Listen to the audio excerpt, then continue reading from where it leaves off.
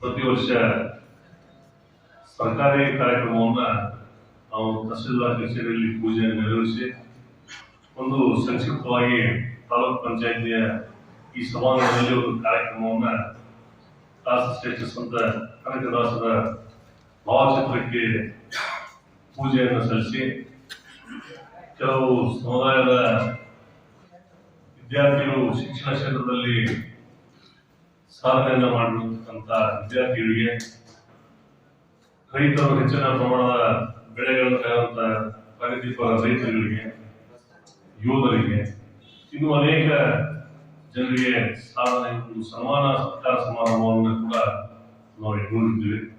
ವಿಶೇಷವಾಗಿ ಇದರ ಜೊತೆಗೆ ಸಂತ ಶ್ರೇಷ್ಠ ಕವಿಯಾಗಿರುವಂತಹ ಕನಕದಾಸರ ಬಗ್ಗೆ ಒಂದು ಉಪನ್ಯಾಸಕ ಕಾರ್ಯಕ್ರಮವನ್ನು ಕೂಡ ಉಪನ್ಯಾಸಕರನ್ನು ಕರೆಸಿ ಅವರ ಬಗ್ಗೆ, ಅವರ ಜೀವನ ಚರಿತ್ರೆಯ ಬಗ್ಗೆ ಒಂದು ಎಲ್ಲರಿಗೂ ಮನವರಿಕೆ ಮಾಡಿಕೊಳ್ಳುವಂತ ವ್ಯವಸ್ಥೆಯನ್ನು ಕೂಡ ನಾವು ಇಲ್ಲಿಂದ ತಾಲೂಕು ಆಡಳಿತದಿಂದ ಮಾಡಲಾಗ್ತದೆ.